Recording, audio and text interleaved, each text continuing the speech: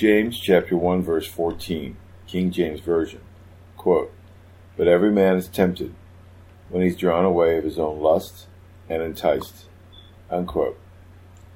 Let's parse this from the Greek to the English. See what's important. Every man. This is found 275 times in the New Testament. Is tempted is found only in James 1:13 and 1:14. Let no man say when he is tempted, I am tempted of God, for God cannot be tempted with evil, neither tempteth he any man. But every man is tempted when he is drawn away of his own lust and enticed. When he is drawn away. This is only found in this verse in the King James Version as far as that phrase.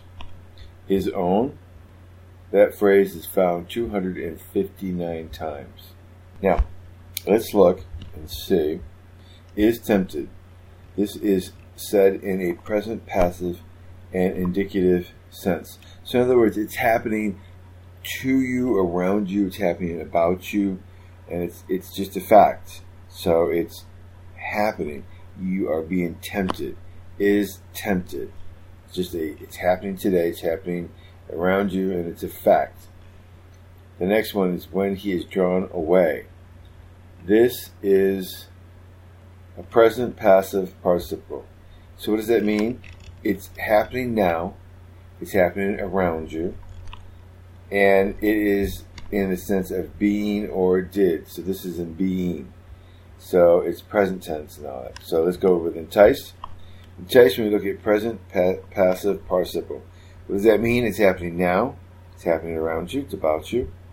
And that, for the most part, it's being done. So it's happening. It's an ing to you.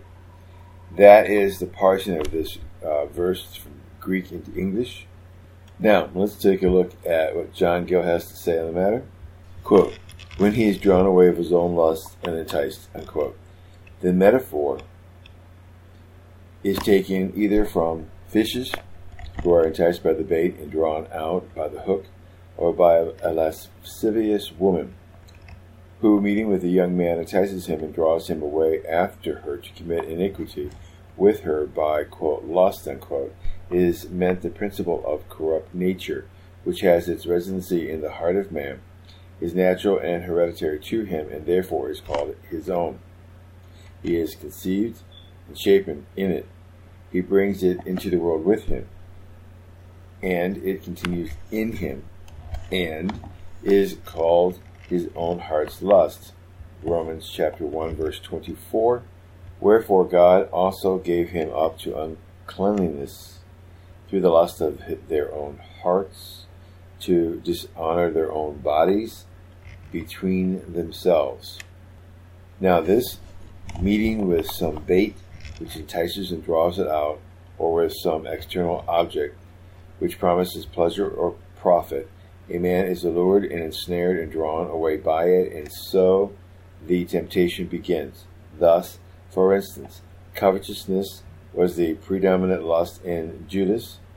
This meeting with an external object or objects which promised him profit, he is at once enticed and drawn away to betray his Lord and Master for the sake of it. So sin often promises pleasure, though it is but an imaginary and short-lived one, which takes with a man's own lust and corruption within him, and so he is allured and drawn aside, and to this and not to God should be attributed temptation to sin. Now, this ends James chapter 1 verse 14, discovering the scriptures.